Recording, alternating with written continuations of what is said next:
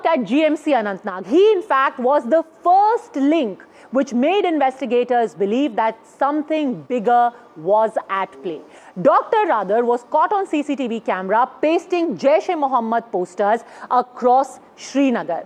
When he was tracked down, when he was interrogated, a rifle was found in his locker at GMC Anantnag, and it is Azhar who led the others to Dr. Muzammil in turn. Then there is Dr. Shaheen, and this is where things get really murky. She was tasked with building the women's wing of the Jaish-e-Mohammed in India. She recruited women for terror activities and was subsequently arrested from Lucknow. She belongs to Lucknow. She again has the link of Al-Salah Hospital in Faridabad. A rifle and explosives were found in her car. Now let's come to Dr. Ahmad Moinuddin Saeed. He is somebody who's been arrested by the Gujarat ATS, and very scary details of what this doctor was planning. He was preparing for a ricin attack. He surveyed Delhi's Azadpur Mandi, Ahmedabad's Naroda Fruit Market, and the office of the RSS in Lucknow. 2 Glock pistols, a Beretta pistol, 30 live cartridges, and 4 liters of castor oil were found with him. And finally, there is Dr. Muzaffar Radar, who is Dr. Adil Radar's brother. He's currently absconding, and he fled to Dubai about 2 months ago. 6 doctors across the geography of India, some of them belonging to Pulwama, nearly all of them tracing their links back to Jammu and Kashmir, but they have one thing in common: they are young, they are educated, they are professionals, and they are all deadly. However, when NDTV reached out to their families, their claims naturally were very different from the picture that is emerging. Listen in. मुझे तो नहीं लगता, क्योंकि जिस type का वो इंसान था, मुझे हैरत हो रही है। मुझे हैरत हो रही है कि वो ऐसा भी कुछ कर सकता है। वो तो फरीदाबाद में नौकरी कर रही थी पिछले 1.5 साल 2 साल से, क्योंकि मेरा बेटा भी 2 साल का है। उससे पहले वो GMC अनंतनाग में था। और आपके साथ हर हफ्ते राब्ता करते थे? हर हाँ बार करते थे ना, बच्चों के साथ बातें करते थे, बच्चों से बहुत प्यार था, जुड़ाव था, लगाव था। उस वजह से वो ज़्यादा बात, वो जब घर आता था ना, वो क्रिकेट में इन्वॉल्व रहता था। जी सर, पिछली बार वो आया था, हमारे पापा की सर्जरी थी, मुझे लगता है जून में।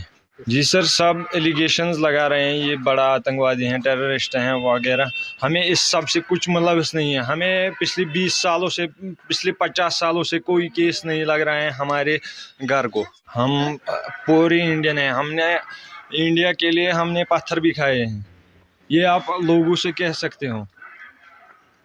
हमारा खेती बाड़ी का काम है, सब कुछ। तो कैसा लड़का था वो? जी सर, बहुत अच्छा, आप लोगों से कहो।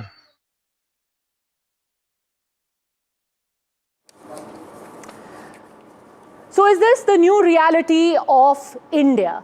A new white-collar terror module, and how does India deal with this? Lieutenant General Sanjay Kulkarni, defense expert, is here with me in the studio. Yashwardhan Jha Azad, the ex-special director of IB and former secretary of security in the government of India, and YC Modi, former DG of the NIA, also joining us on the show. But General Kulkarni, I want to first ask you, what do you make of this young breed of terrorists, young men and women who are educated? We were always told that it's easier to indoctrinate those who have nothing to lose. Why did these young men and women, Dr. Muhammad Umar, he had his whole life ahead of him, how did he get indoctrinated? Padmaja, very interesting question, primarily because everybody associates overground workers, associates all kinds of sleeper cells with poor people, shepherds and things of this kind. Here you have indoctrination, here you have radicalized minds of people who are white-collared, very educated, doing medicine, some of them doing engineering. All of it is indicative that it runs far beyond than what we are looking at. The modules are there, people are sort of encouraging them, motivating them, funding them. You have that Al-Falah University. I'm sure not many of us have even heard of a university of that kind in Faridabad, funded, charitable from Dubai. Here you have a university with 80 acres of land in Faridabad training. What is this person, Omar, who I understand was one of those who probably has got blown up? 7 years of teaching over there. What do these people have in their wardrobe? AK-47. You have another woman called Shaheen. What is she up to? Creating all these kind of modules, indicative, radicalization, and all this indoctrination has run so deep. It doesn't really matter how, but the more the educated you are, probably the more they are into it, not realizing, unless and until, Padmaja, we understand, nation comes first. Your own religion, your own beliefs come next, always and every time. As long as this understanding is there in everybody, nation always comes first. If that is not there, we will have these kind of indoctrination, radicalization, all of it. Funded? Who funds them? 7 years of all this medical education. Who funded them? We funded them. These are not the people from abroad or come from outside or from the neighboring state. Neighboring state may be encouraging them, motivating them, funding them, whatever they might be doing. But here, I must honestly tell you, Padmaja, I've seen it while operating as a battalion commander there. You have a family of 4, 5, 6 siblings. One of them is a teacher, one of them is a doctor, one of them is a plumber, yet another man in Anganwadi, and yet one among them is a militant or a terrorist. And it is he who gets the goodwill for the family in the entire. You see the houses. Have you ever seen a single Kashmiri ever begging? Have you ever seen a house without electricity? Have you ever seen a house without water? Who's funding all of it? All of it is being funded by all Indians, and irrespective, and despite all that, what do we find? These kind of indoctrination, this kind of radicalization coming from people who are so educated. But the key question still remains, what is the catalyst? How did it start? Who are these people who eventually drew them in? Remember, at least 3 of these doctors are from the same village in Pulwama as well. My colleague Aditya Raj Kaul, in fact, has been speaking to his sources, and it emerges that there is a single figure, a local Maulvi who apparently was involved. What more can you tell us? What are the points that join these many different young professionals together? Aditya. You know, Padmaja, what has happened over the last few days is a cause of concern. And it's a very serious cause of concern because terrorism graph might have come down over the last 5 to 6 years. But one thing that is challenging for India and for the Indian security establishment in Jammu and Kashmir in particular is the growing radicalization. The radicalization has not stopped. And there's a particular Maulvi called Maulvi Yasir, who has been in Shopian. He has been the face of the radicalization in this entire chapter of the Jaish-e-Mohammed module, the module of the doctors that we are talking about. He's been the kingpin who has been trying to motivate, trying to radicalize the youth, the doctors, the educated, the so-called educated cream of the society in the Kashmir Valley. Not just that, you would remember, as you have covered Kashmir also very closely, Zakir Musa was very active. He was the commander of Ansar Ghazwatul Hind in 2016, 17 and 18. And in 2019, he was killed. But Zakir Musa became, this kind of a face, just like Burhan Wani. But it was Yasir who was the brainchild behind Zakir Musa. Yasir was the person who was radicalizing youth into Al-Qaeda ideology, into getting killed, into becoming suicide bombers, etc. So that is the reality of the matter, that they wanted to strike, and they wanted to strike deep inside the heart of the national capital. While the security agencies, the J&K police, the Delhi Police Special Cell might have foiled a major attack in New Delhi by catching 2,900 kgs of explosives, Padmaja, but this is a big alarm bell. The kind of attack that has happened in Red Fort. I've spoken to senior members of the intelligence and senior officers of the MHA who tell us that they're very much prepared, but this particular attack cannot be seen in isolation. It goes deep to Operation Sindoor and the consequences that Pakistan had to suffer, what Jaish-e-Mohammed had to suffer. Okay. And in this particular case, Padmaja, there has been an attack just kilometers away from the Prime Minister's residence. It is a panic attack. That's what we are being told. But certainly the guard cannot be kept low. They will have to be very, very vigilant. As in 14 years, there hasn't been a bomb blast in Delhi. This is perhaps the first time in 1.5 decades. Are there more such people, preachers, who are working on the minds of young men and women, not just in Kashmir, not just in Ahmedabad, not just in Hyderabad, in other parts of our country? Are there more such sleeper cells? Let's focus for a minute, in particular, on Dr. Shaheen. Yashovardhan Jha Azad. We'd broken the news a few days ago that the Jaish-e-Mohammed was trying to set up a women's wing, but to think that they could have a fertile breeding ground in India itself. How do you look at the emergence of this Dr. Shaheen, apparently a recruiter, somebody who arranged the logistics for the Jaish-e-Mohammed and in particular wanted to get women into their fold. Well, you know, the radicalization attempts have been going on all over the world. And, you know, despite the fact that it's has surfaced now in the form of doctors, but if you recall, even the ISIS, through its internet, was trying to recruit even educated people. During the interrogations of those people who had gone from Kerala, the youngsters, quite a few of them were educated. Some of them died. Some of them ran away. And then they came back saying how they were lured into the whole thing by the ideology of the ISIS. If you look at the 9/11 attack, they were done by the pilots, aeronautical engineers. So this is a challenge which the security agencies have to face.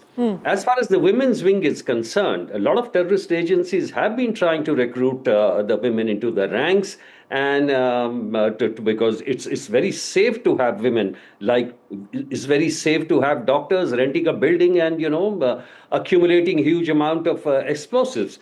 So this lady who's a doctor and who's recruiting is obviously at the behest of, you know, whether she's a Jaish-e-Mohammed, we'll get to know the details later. But it's a very frightening kind of a thing because linked with the kind of a sensational seizure which you had just now of 2,900 kgs. You can imagine if women are walking around with that kind of thing with access to almost any place. As it is, I think that this module was ripe enough to be executed because you had everything. You had 2,900 kgs. You know, in Oklahoma, you had 2 tons and you saw the damage which was created. So, my God, what an disaster has been averted. Because if you remember Delhi during the times of those blasts in Sarojini Nagar, Lajpat Nagar, and all these places, and if in their sights, as we know now that the RSS headquarters was in their mind, then the kind of mayhem which could have been created would have been amazing. Another thing, Padmaja, if you remember, the Jaish-e-Mohammed had launched that car bomb attack on J&K Assembly in October in 2001. And now you can imagine if the women recruits had been already in service while the module was being executed, then you can imagine the kind of major disaster which has been averted by the security. So since you speak about just the sheer quantity of recoveries that has been made and what could have been, that is something that we need to delve into further. What really was this entire terror module planning? What all has been recovered? So far, everyone has spoken about the doctors, you know, how these are young, educated men and women, but what all was found? 2 locations where major recoveries have taken place. One, of course, is the Al-Falah Hospital in Faridabad, and the second was in Gujarat, where a separate terror module was also busted. Again, a doctor involved over there. I want to go to that graphic of the recoveries made, the Beretta pistol, the Chinese Star pistol, the 2,900 kgs of explosives that have been found. And that really will give you something to chew on. How much explosive? Mr. Azhar just spoke about the kind of, or the amount of explosives that were needed for the Boston bombing. Can we please pull up that graphics of the recoveries that have been made? And here we have the recoveries from Faridabad. 1 Chinese Star pistol along with ammunition, 1 Beretta pistol along with ammunition, 1 AK-56 rifle along with ammunition, 2,900 kgs of IED making material along with electronic circuits, batteries, wires and timers, and there were at least 20 timers. So it's safe to assume that 20 timers along with 2,900 kgs of explosives would mean at least 20 bombs. At least 20 bombs if you have 20 timers present there. But this is only the tip of the iceberg. This is what they found in Faridabad. What did the Gujarat ATS find? In Gujarat, when another doctor, Dr. Mohyuddin, was picked up, he had 2 Glock pistols, 1 Beretta, 30 live cartridges and 4 liters of castor oil, which is processed to make ricin, a poison that could largely go undetected, that could be mixed in food, that could be mixed in water. Mr. Modi, have you heard or seen something like this in your experience, where this kind of biological bomb almost, along with weapons, was discovered? Padamja, I don't want to undermine the gravity of the recoveries, but I would like to correct that 2,900 kgs was not explosive. It was the material which could be converted after refining into explosives. But the serious thing is, we don't know how much has been moved from that place, and it may be parked in other places and other towns in the country. So it is a very, very serious development. But one good thing is that we have people who are the masterminds of this whole terrorist attack. So the doctors who have been arrested by Jammu Kashmir police, and if they are interrogated properly and thoroughly, we can come to know what are their plans, what they wanted to do, who were their supporters, who were their overground workers, who were their suppliers, who were their financiers. So it's a lot of work requires to be done by Jammu Kashmir police and now NIA to find out the whole network of these. No, but Ms. Modi, have you heard in the past something like ricin being used? And I again want to underline that these men had gone and done a recce of the Azadpur Mandi, which is one of the largest mandis in the entire subcontinent. They had gone to a similar vegetable market in Vadodara as well. They had carried out a recce there, and they had gone and scoped out the RSS office in Lucknow. What were they planning, to your mind? No, you'll have to understand that their masters, their mentors sitting in Pakistan, for them it is a regular job. They keep on planning, they keep on guiding, they keep on mentoring these people. So they keep on discussing various locations, how to go about it. All these things, they keep on getting the guidance as well as financial support from Pakistan.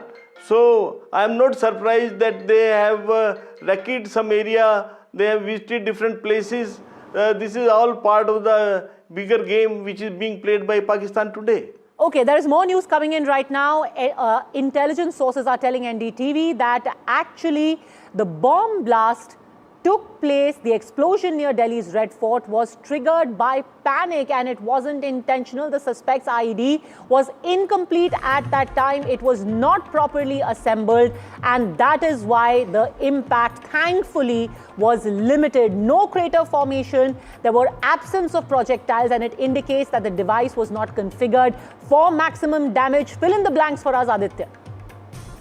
Latest, we are picking up from top sources within the intelligence community and the MHA that this was a panic attack that happened. It was not a very planned attack. Of course, they were planning something, but the intended target was not achieved because of the Faridabad module of the terror entirely being busted by the J&K police and other agencies, including the Haryana police also, which facilitated the entire raid. What we are being told is that there were no splinters that were found there. There were no splinter injuries also. The CNG, there was another theory of a CNG blast or a LPG blast. The CNG of this particular vehicle was found intact. It did not burst during the entire exercise of the explosion. And apart from that, there were no crater formation also in that particular area. So the well coordination between J&K police, the Delhi Police Special Cell, and other agencies and intelligence community ensured that a massive terror attack could be averted in the national capital and the NCR region. Apart from that, I'm also learning that as of now, the NIA has officially taken over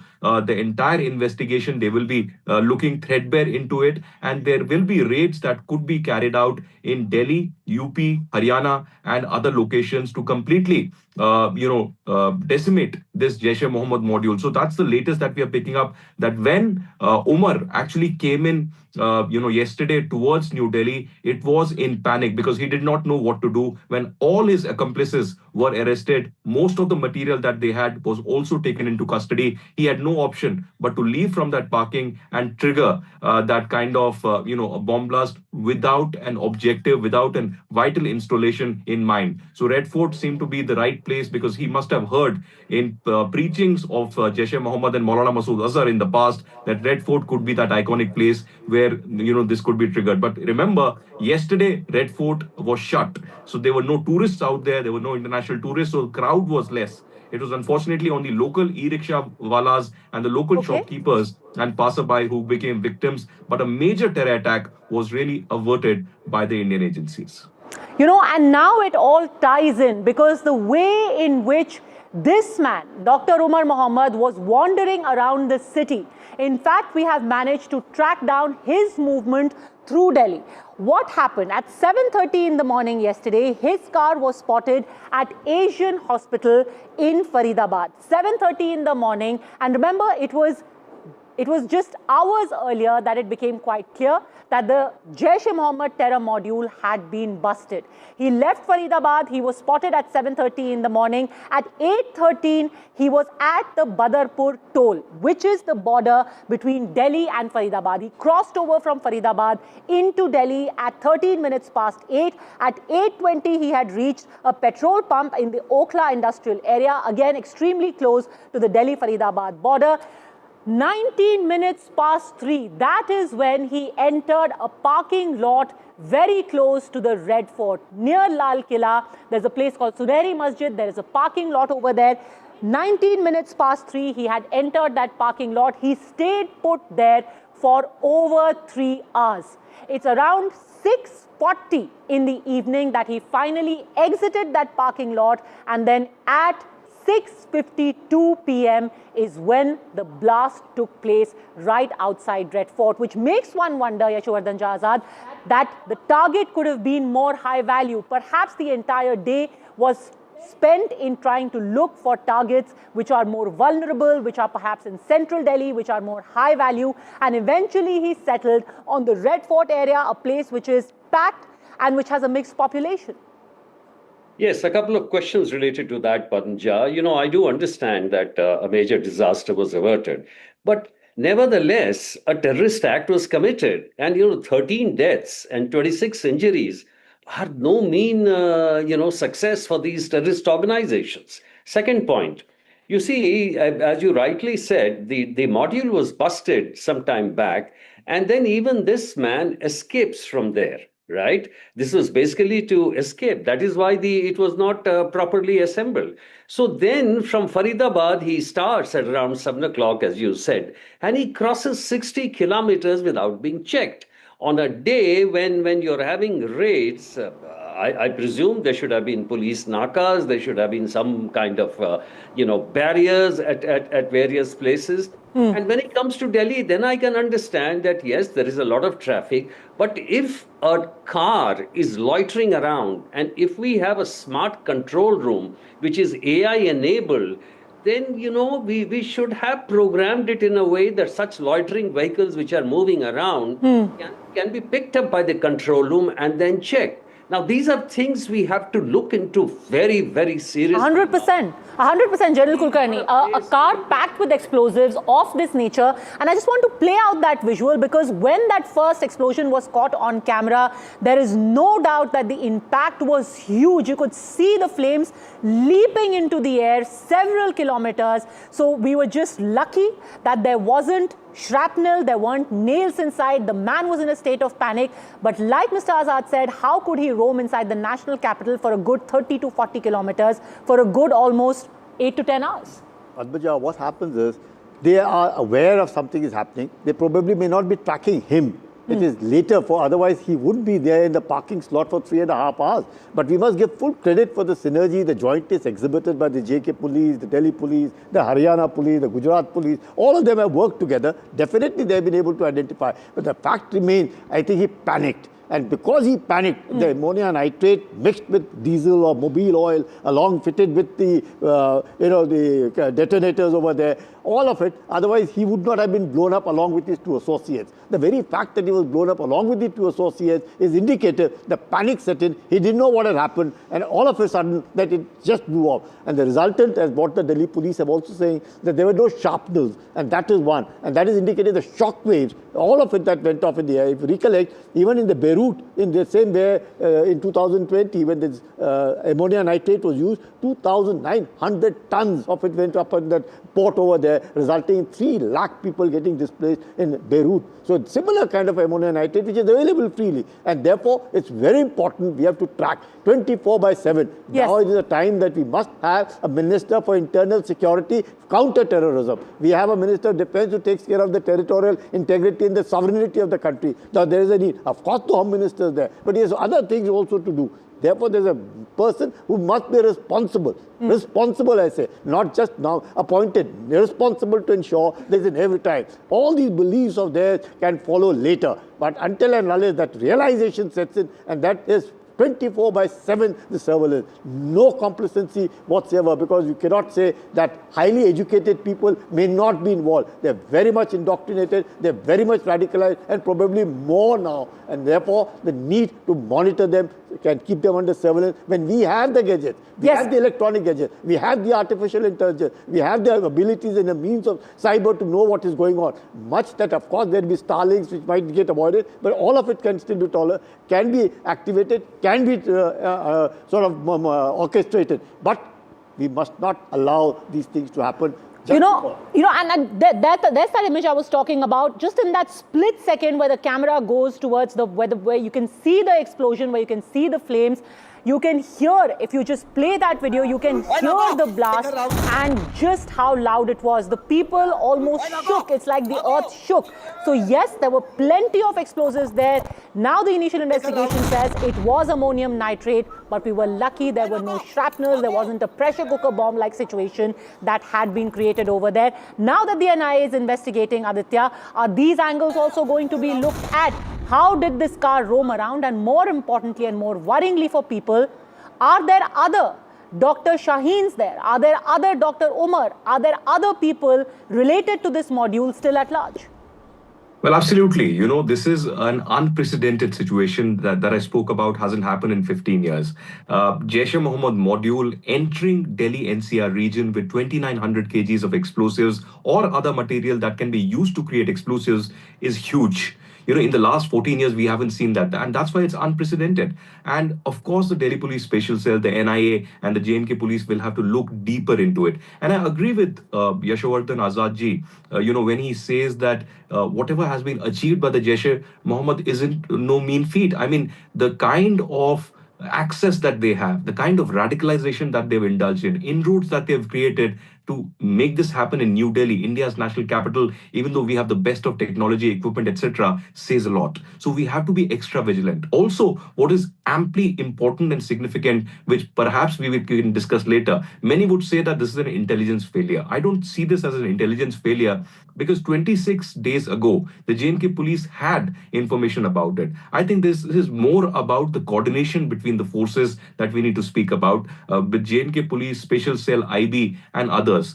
Can there be a formula when there is an information or an intelligence that erupts at a national scale, immediately information is shared between the forces? Perhaps in this case, that did not happen immediately. So that could be a question that could be internally debated, and a course correction that can be done, because I've been speaking to senior officers of J&K Police, Special Cell, IB, and other agencies.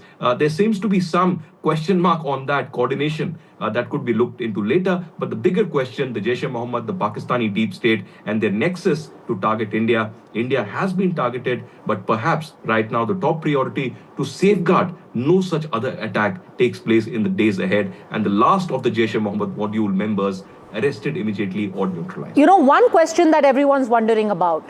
The first part, of course, is tracking down the perpetrators, the conspirators, and the second, what is to be done with them. An indication of that today came from the Prime Minister when he was speaking in Bhutan. Now, I just want to put this in context. Soon after the Pahalgam terror attack, the Prime Minister had gone to Bihar. He was speaking in Madhubani, and then in the middle of his speech, he paused for a bit, he spoke in English, And he said that those who are responsible will be made to pay. And something similar happened today as well. Is this an indicator of what is to follow? First, listen in to what the PM said. India will identify, track and punish every terrorist and their backers. We will pursue them to the ends of the earth. India's spirit will never be broken by terrorism. हमारी एजेंसियां इस षड्यंत्र की तह तक जाएगी। इसके पीछे के षड्यंत्रकारियों को बख्शा नहीं जाएगा। All those responsible will be brought to justice. All those responsible will be brought to justice. That cannot have been a coincidence that he changed and spoke in English, General Kulkarni. April, the Prime Minister made that speech. 7th of May, Operation Sindoor was launched. What do you make of this? See, this Alibaba and Charlie's chores, they all have to be hit extremely hard. All of them have to be hit. Not necessarily that, of course, the investigations will reveal where the dots are and where the connections And are. remember, the Prime Minister said categorically, Operation Sindoor is on. It hasn't ended. It has only paused. It is currently on. Definitely. It's what you're saying, Padmaja. Operation Sindoor is paused. It has not been shut down. And therefore, their options are still available. If the leads go to Pakistan, Pakistan buys it. If the leads are within our own country, those people buy it. So there is no question. The investigations will reveal as to where they are. If they are within the valley or even within the country, wherever they are, as is rightly said, whoever is responsible will be brought to justice. And again, like I said, there are no coincidences. First, we had the Defence Minister make a categorical statement, followed by the Prime Minister. Here's what Rajnath Singh said. First and foremost, I extend my heartfelt condolences to all those who lost their lives in the tragic incident that occurred in Delhi yesterday. I pray to God to grant strength and solace to the bereaved families in this hour of deep grief. From this platform, I wish to assure my citizens that the country's leading investigative agencies are conducting a swift and thorough inquiry into the incident. The findings of the investigation will soon be made public. I want to formally assure the nation that those responsible for this tragedy will be brought to the justice and will not be spared under any circumstances. Are we to then understand, Yashovardhan Jha Azad, that something is going to happen, could happen in the next 1 month? Well, why not? If the links are traced to the origins, which I think it will be ultimately, and that's what we are waiting for, then perhaps some action will be taken. But there are 2 points, Padmaja, which are very, very important, which have come up during the discussions right now. The first is, is the coordination part, which Aditya has rightly pointed out, and that's an extremely important thing. And I'm just telling you, and I'm thankful to the General also, that he raised a very important point about the Ministry of Internal Security, which needs to be created. This is extremely important. This is the need of the hour, because if you have a Ministry of Home, handling 40 different things, and, with security being one of them, in national security, it's not possible. And therefore, it is important that you have a separate Ministry for Internal Security. It should be headed by an IPS officer who's a professional, hands-on, and he can do an actual coordination between the various NGs throughout. Number 2, when you are talking about the major disasters being averted, one of the most important discoveries is of ricin. Ricin, doesn't have an antidote.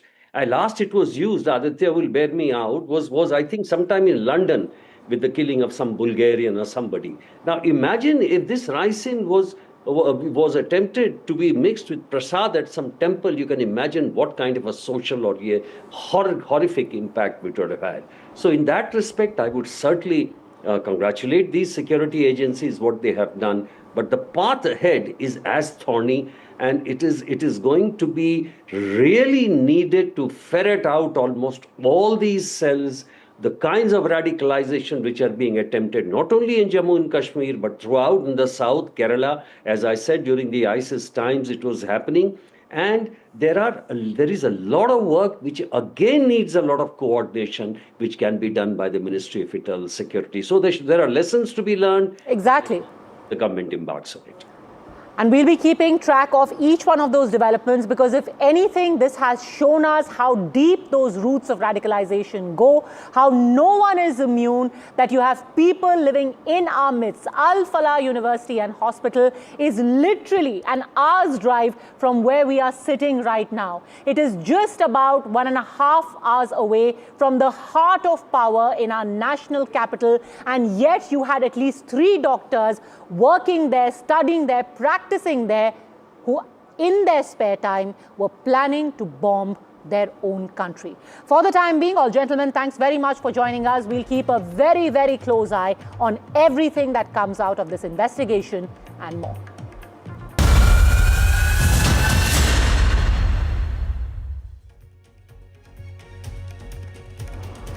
And the very latest from battleground Bihar, because today finally the curtains came down on polling. The second phase of polling got over. Bihar overall turnout stands now at a whopping 66.91%, and the big news is that women again have trumped the men in terms of turning up, making their voice heard. The women's turnout, the voter turnout among women is 71.6%, and the male turnout stands at 62.8%. This is the highest women's voter turnout in the history of Bihar. And yes, everyone is going to put a caveat and say this is a result of SIR, the special intensive revision, where the overall number of voters has come down. But even discounting that, this is huge. And why? Let's go across to Prashant for more on this. How do you decipher the kind of numbers that we are seeing? 71.6% among women, 62.8% among men, and several such districts, Prashant, that are seeing an all-time high in terms of these numbers. That's right, Padmaja. You rightly said that after SIR, it was expected that the voter turnout will increase. But it was only expected to be increased by 3 to 4%. But the additional 7 to 8% increase is a whopping number. I would like to read out some. I would like to put up some figures that the difference between male voters and women voters participating in this election is around 9%, which is huge given the fact that in most of the elections, women participation has been less in number so far as Bihar is concerned. But one thing is also very significant is the fact that after Nitish Kumar came to power in 2005, the first election took place in 2010, and 2010 election onwards, if you see the data, in all the elections, women participation has been more than their male counterparts. So this is nothing new. So this shows that women voters are has become the strength of Nitish Kumar, be it giving free bicycles to the girls in his first tenure, then giving 50% reservation to the women in panchayat and local body, in all the local bodies. Then this time we have seen how women have been voting in favor of Nitish Kumar, according to most of the exit polls, given the fact that 10,000 rupees have been given to all the women as an incentive to employment. So this has been the strength of Nitish Kumar, and it has been the women voters who has become the backbone of Nitish Kumar so far as Bihar elections are concerned. All right, Prashant, thanks very much for joining us with that quick update. Women, as always in Bihar, are the biggest newsmakers, not the netas, not the mantris, not even the chief minister.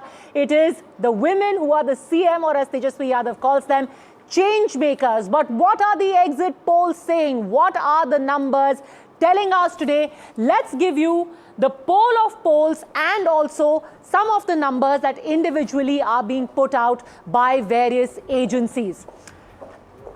According to the numbers that we have so far, the Matrice poll gives NDA a 48% vote share and the Mahagathbandhan at 37%. Jan Suraj has come up with a pretty respectable 5% and others are at 10%. What is the matrice's prediction in terms of seats? For those who are uninitiated, of course, 243 is the overall number of seats, 122 is the majority mark, and the NDA here clearly far ahead in terms of vote percentage. Let's take a look at the next set of numbers. What is matrice giving here?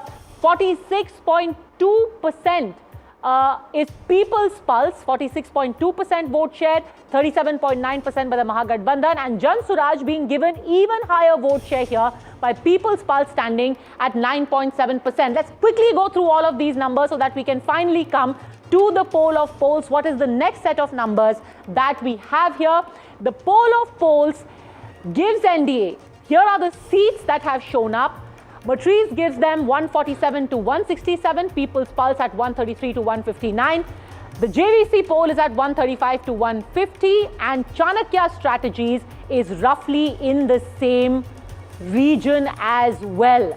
Dainik Bhaskar gives it 145 to 160, whereas the Mahagathbandhan stands at 73 to 91. Let's open this up. Joining us now are Ajit Kumar Jha, consulting editor of NDTV. We also have Professor Badri Narayan, political commentator and author, and Jai Mrugh, psephologist, here with us. Jai, I want to ask you first, which one of them do you find the most believable? Is it close to your own estimate? Because if I was to do a rough back of the envelope calculation, all of them together would give about 145 to the NDA and roughly 80 to the Mahagathbandhan. Do you agree with these numbers, Jay? Let us look at the consolidated alliance-wise vote shares of the 2020 elections as per the 2025 alliances. That comes up to something like 43% for the NDA and 39% for the MGB. So even if you go by very standard psephology, it should produce a seat share of 150 to 160 for the NDA and a tally of 70 to 90 for the MGB. So I think this is more or less in line. Now, where is the deviation? The little deviation we have is in that momentum that the JDU has acquired, where even in states like Maharashtra and Madhya Pradesh, the NDA vote shares started touching 48-49, which is what is happening here too. They are touching numbers like, here you go, 48%, right? So that is providing a little more acceleration to the number of seats of the JDU. But if you look at the conservative estimates, which are like 139, 135, they are more or less in line with the 2020 vote shares adjusted for the 2025 alliance. So essentially you would say that the NDA, Professor Badri Narayan, has held its ground, and it is actually the Mahagathbandhan which has lost space, perhaps to the Jan Swaraj and to AIMIM and other smaller parties. Yeah, we can say like this, that some of the votes of the Mahagathbandhan may go to there. But you know, already the alliance of social alliance of the NDA is bigger than Mahagathbandhan. You see the caste alliance, no? Dusats, Musahas. So you would say that this time they did a far better seat sharing arrangement. Yes, seat sharing. The Mahagathbandhan couldn't get their act together, but the NDA right at the outset, many people, Ajit ji, said Chirag Paswan ko aap 39 seats क्यों दे रहे हो? 29 seats क्यों दे रहे हो? They are not going to be able to win it. But actually, if you were to do a conversion of the Lok Sabha seats, they have a 100% strike rate in the Lok Sabha, and it actually converted to just about 29 seats. Do you think Chirag Paswan also will be able to pull his weight in this election, and that explains some of these numbers we see on the board? Ajit ji. You know, if we look at the exit poll, I think we should just stick to the general picture. Why? Because exit polls are only correct when it comes to general picture in terms of percentage vote, not the number of seats. Because we don't have any algorithm in an exit poll which shows us the prediction of number of seats. So let's look at the percentage vote share. 11% NDA has more this time than Mahagathbandhan. We just have and last time it was 0.2 or 0.02. 0.3. So that means there is a positive swing of around 11% in favor of an incumbent after 20 years. Why? Which means that two reasons, I would say. It's basically a Nitish Kumar sympathy wave, you know, the earlier waves were what the media was pointing out, Prashant Kishore to some extent, the voter Adhikar rally. But there was a late wave in favor of Nitish Kumar, largely brought about by the women's vote. Okay, Professor Badrinaran, quick word from. I agree what Ajit ji is saying. The trust value of Nitish Kumar with sympathy. So this is Nitish wave in one. Nitish ही ठीक है. Nitish ही ठीक है. जैसे हैं हमारे हैं, टेढ़े हैं पर मेरे हैं. Secondly, the number of beneficiaries has grown a lot. Like before 5 years, the number was different, less. In 5 years, the number grown, and they all came in the purview of the vote of the NDA. We have 3 crores, more than 3 crores Jan Dhan beneficiaries. Yes. More than 150 crores of each and every beneficiary. So they work as a base vote for the NDA. Okay, so 10,000 and it worked beyond caste, it worked beyond community. That's the big thing. So 10,000 vote, 10,000 scheme is one of them, plus others like graduation, the amount that young girls get on graduating. Pension, of course, DBT, pension yojana, pension has been increased. Ujjwala Yojana, Ujjwala, getting free electricity. Jay? And don't forget prohibition. Prohibition, of course. Yes. And there is a larger point, put all the schemes together. Let's draw a parallel between 2 elections. The Maharashtra Lok Sabha and Maharashtra Assembly, punctuated with the women dole in between. This election with a women dole in between. Maharashtra's vote share of 49. Here, a projected vote share of 48. In Maharashtra, a narrative of Samvidhan Khatre Mein Hai being effectively neutralized with a gender-based dole. Here also, a similar narrative being almost, if these polls are right, being neutralized with a gender-based dole. I think what the Congress would also need to think out is, does it need to evolve its playbook beyond Samvidhan Khatre Mein Hai? Because I have to say though, counter. I have to say though that Tejasvi Yadav did come up exactly with the same narrative when he said that my behan yojana hai, मैं 30,000 रुपए दे दूंगा, मैं मकर संक्रांति पे ही आपको पैसे दे दूंगा, pension में और भी बढ़ा करके दूंगा. But is there an exaggeration of these doles, these so-called doles, or the Rozgar Yojana? Is there another narrative that is far stronger in women's mind? We will perhaps know after the 14th of November. But if we are looking at the record turnout, how much of a factor is that at play as well?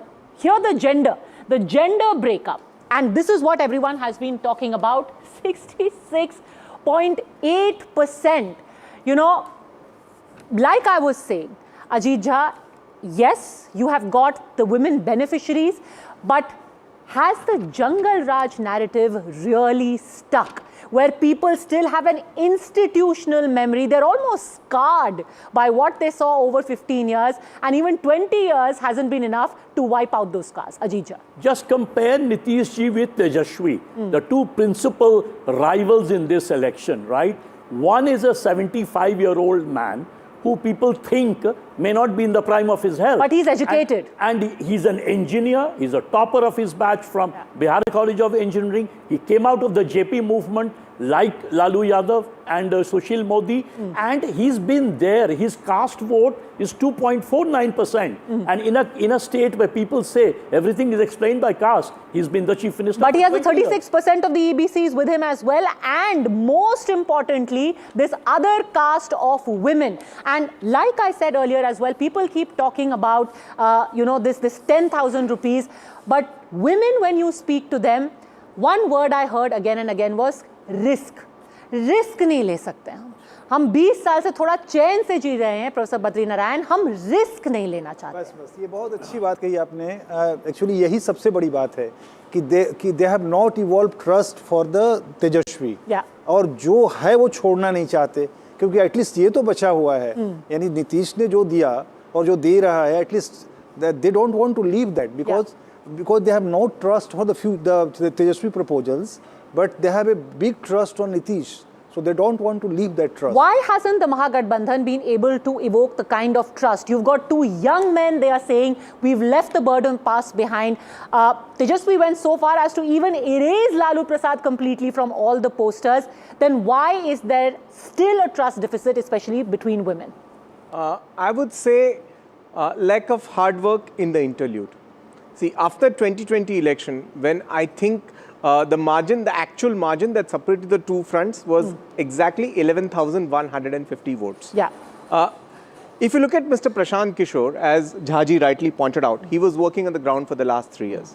That has not been the case with Mr. Tejasvi Yadav for a full 5-year period, nor the case with Mr. Rahul Gandhi. So, in a sense, the credibility to position yourself as the alternative has been missed. More so, because we also have to remember that among the women that we are talking about is also a large number of Gen Z women. Young voters in the age bracket of 18 to 25 form almost about 22 to 25% of the voters in this election. So the Gen Z voters you could have attracted, but you couldn't. This is an aspirational vote, what you're pointing out. And who are they going to vote? For a dynast. What is Tejasvi other than being the son of Lalu Prasad Yadav? He is, as Prashant Kishore. So they prefer a 75-year-old Nitish Kumar to a young 36-year-old Tejasvi Yadav. Trust him. For 20 years, he's done more than 24 programs, welfare initiatives for women. He's done it, number one. Number two, double engine sarkar hai na, the center will give money. If Tejasvi comes, will the NDA government give any support to Bihar? No. In fact, they all know that Modi ji, after 2024 elections, needs Nitish to form the majority government. Okay. So Nitish is pivotal for Bihar, Tejasvi is not. Risk averse और एक भरोसा है, an element of trust. Professor Saab. Yes. एक चीज और मैं I would like to add. You know, you rightly said about the Gen Z girls, no, women. You know, from where Nitish started to entering in women mind. Education, cycle poshak, and he provided access to the women, young girls to go to the school. And those young girls are now young women, many of them mothers. Mothers. And all of them voters. Women. So the today Gen Z girls are seeing those time as icons for them, for inspiration for them. So they have a lot of trust on the past of the Nitish Kumar, which has started from 2006.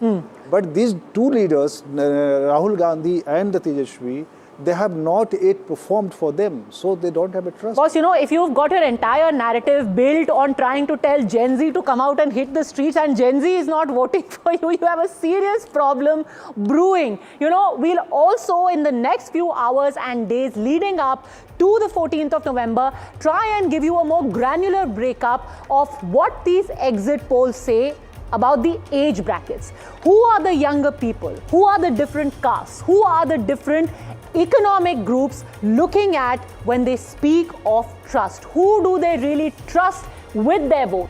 As of right now, these are the numbers that we have after the last vote has been polled in Bihar.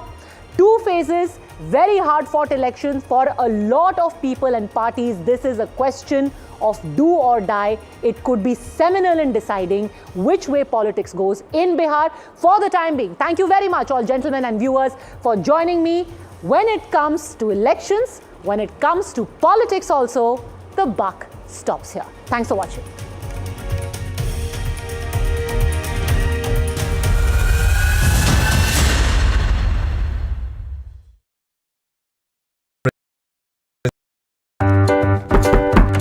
Volume कम करेंगे? आपका parcel फिर से हमारे घर पे आया है।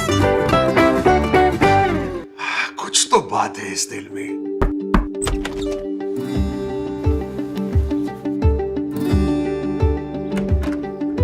माँ भी हमेशा पीमाक मस्टर्ड ऑयल में ही खाना बनाती थी, ये आपके लिए। मैंने कहा था कुछ तो बात है इस दिल में। P-Mark, the mustard specialist since 1933. The best app to use is the NDTV app.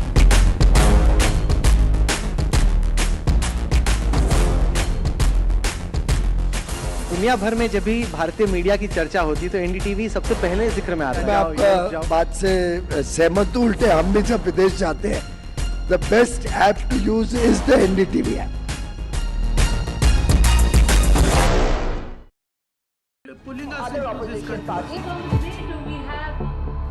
They argue, I conclude. They deflect, I drill down.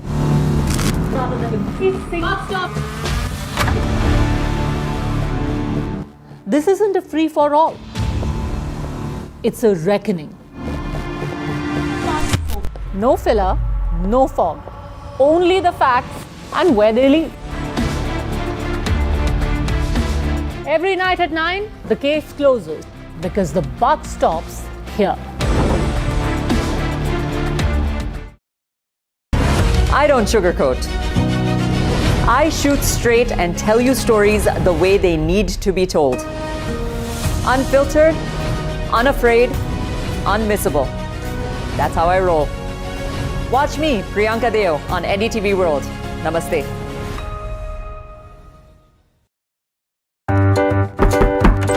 Volume कम करेंगे? आपका पार्सल फिर से हमारे घर पे आया है। कुछ तो बात है इस दिल में।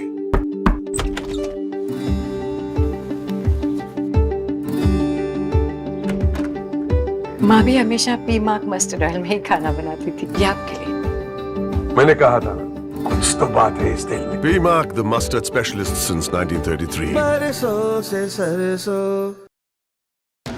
We unveil NDTV Golf Pro-Am, India's #1 golf Pro-Am. On the stage of the NDTV World Summit to announce the launch of the NDTV Pro-Am. Arguably India's greatest cricketer, one of India's most distinguished bureaucrats, a top international golfer and also a top Indian pro at the moment. One administrator who's doing more to lift the profile of Indian golf than anyone has in the recent years. All the top champions, the Tiger Woods, will all come from India in future. It's great to be here. Golf is growing across the globe and here in India as well. Whereas now the opportunities are increasing a lot. Thank you very much. You're starting golf. We want to thank you. That's very sweet of you. Thank you. I think that's very, very important.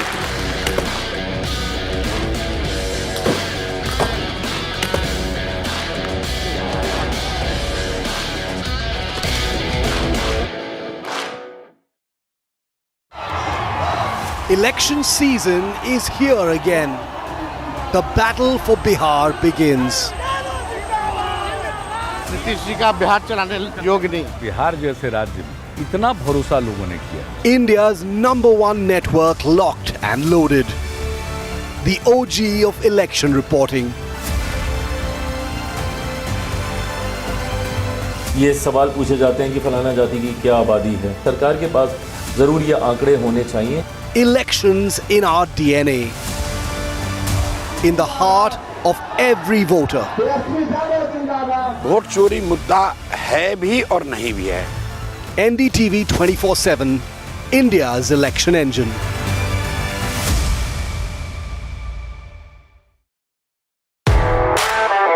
The most coveted invitation in the Indian corporate golf.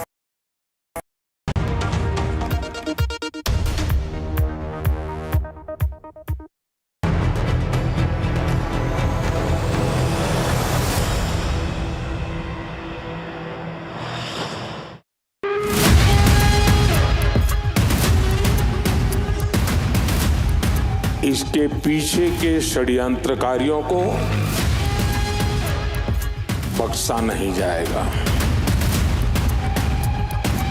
All those responsible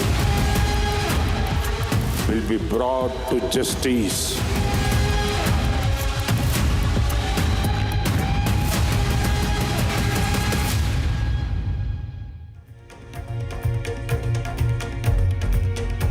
Right, good evening. You're watching Left, Right and Centre. I'm Vishnu Shom.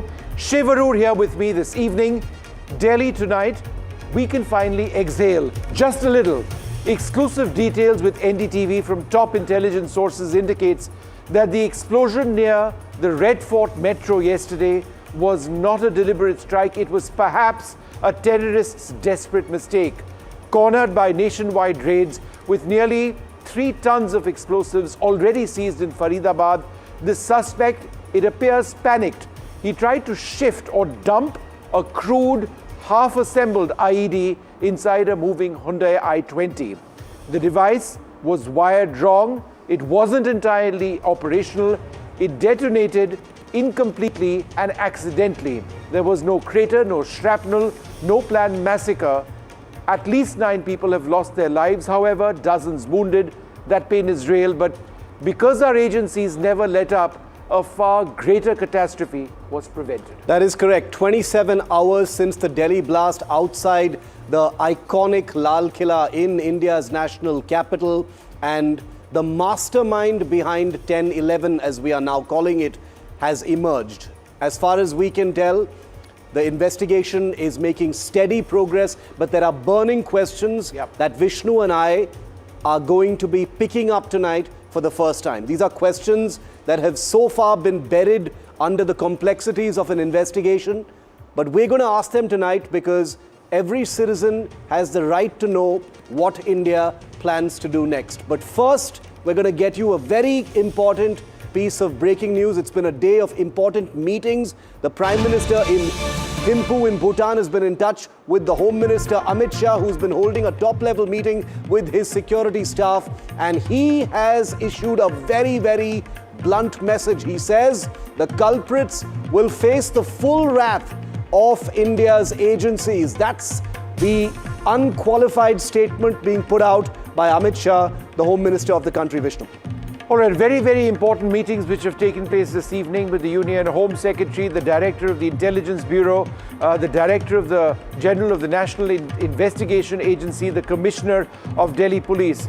And it's after that, there is yet another message of resolve for India, a promise that those responsible for this horrific terror attack, they will be booked, they will be found, and they will be hunted down if required. India will not end this over here. Action will be taken. But perhaps the most important message that came out today, the Home Minister hasn't said anything on video today, even though he visited the blast site yesterday.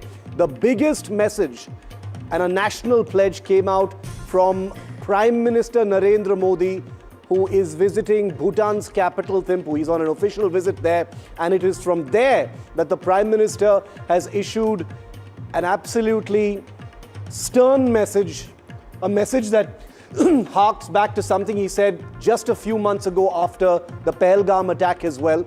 I want to play out for you and our viewers, Vishnu, what the Prime Minister said after the Pahalgam attack 6 months ago and what he has said today.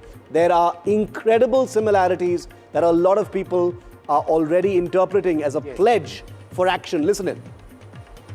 India will identify, track and punish every terrorist and their backers. We will pursue them to the ends of the earth. India's spirit will never be broken by terrorism. हमारी एजेंसियां इस षड्यंत्र की तह तक जाएगी। इसके पीछे के षड्यंत्रकारियों को बख्शा नहीं जाएगा। All those responsible will be brought to justice.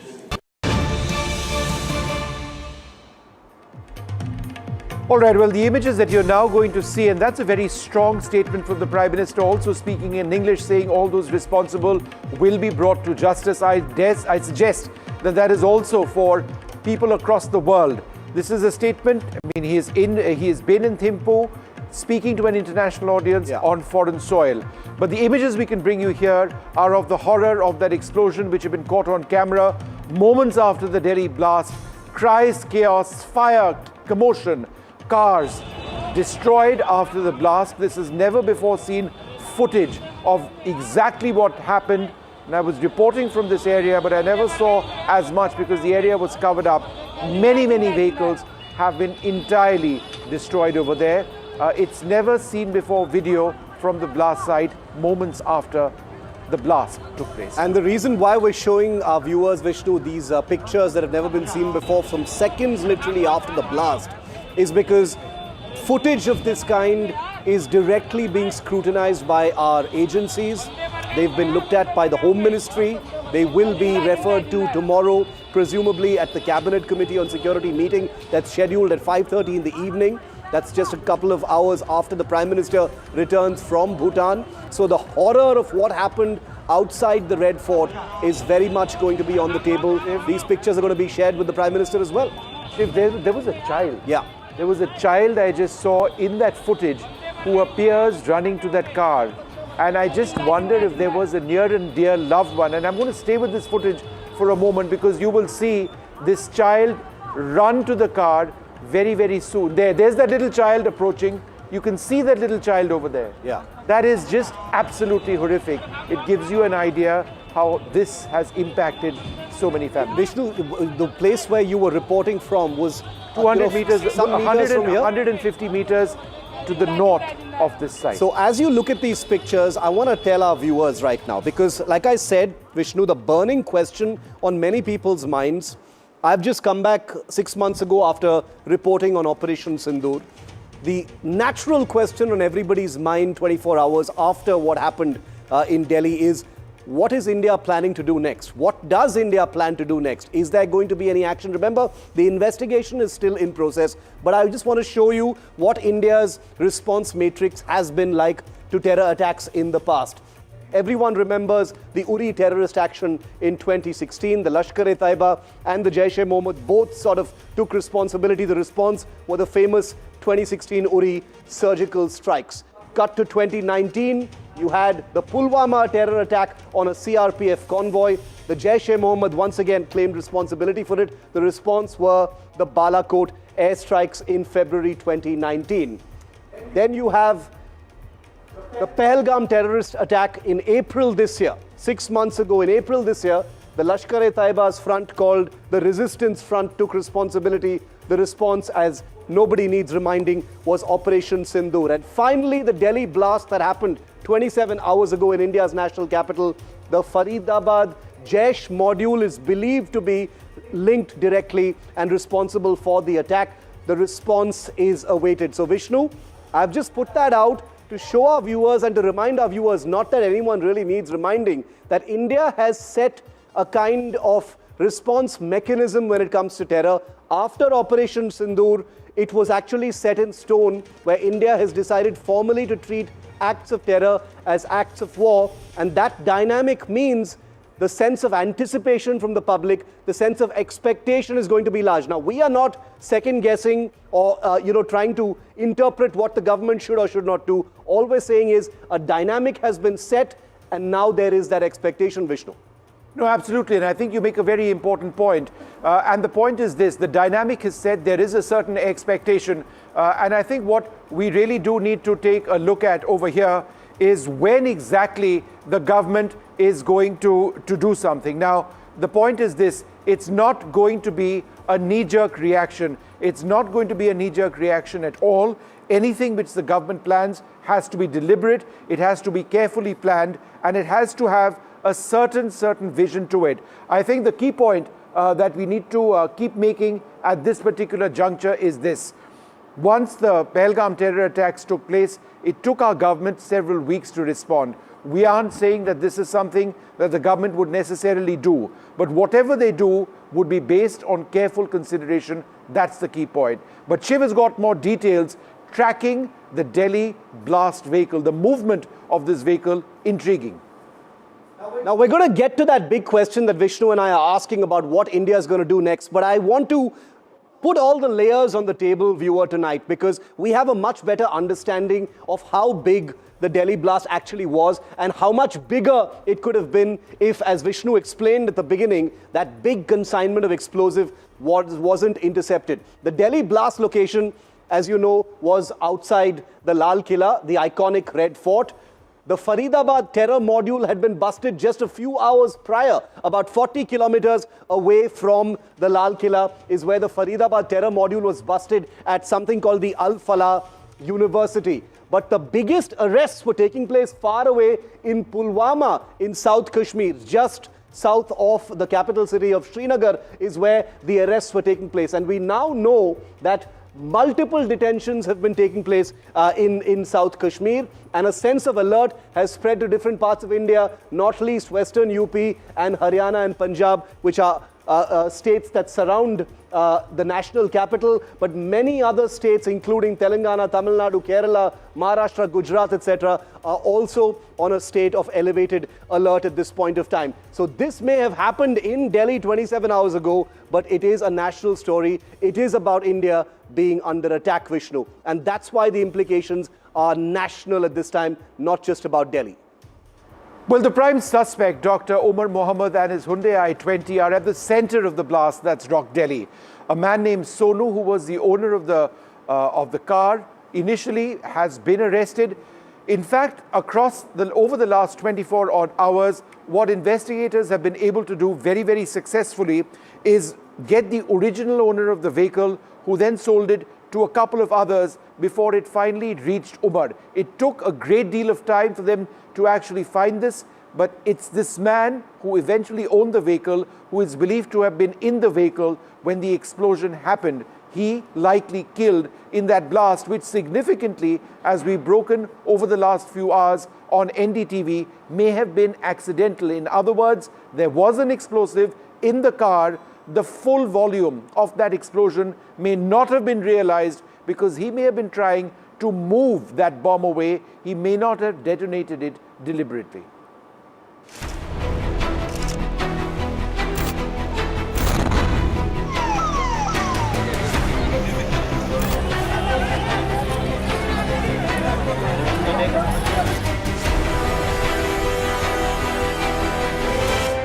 The man and the car at the center of the blast that has rocked the national capital.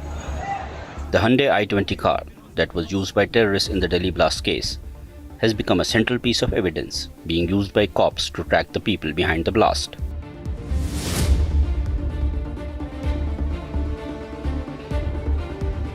This telling image shows a man suspected to be Dr. Umar, who was driving the car when the blast took place. Cops suspect he died during the blast. Jaish-e-Mohammed operative Dr. Omar is being seen as a key face of the Delhi blast case at the Red Fort. Possibly his last image is him driving the said vehicle that exploded outside the Red Fort in the heart of the national capital.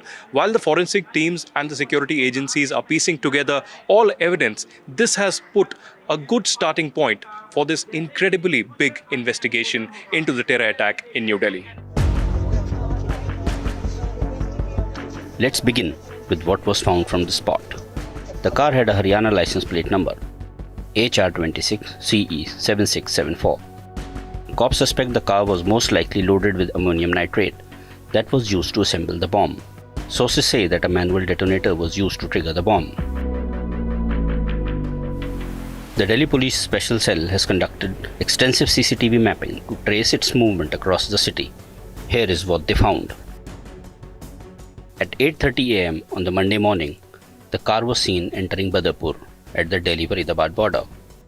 At 3:19 in the afternoon, the car was found parked near Red Fort. In fact, sources say that the car was stationary for 3 hours. Sources say the driver may have been waiting instructions or waiting for someone. At 6:28 pm, the car was seen leaving the parking lot.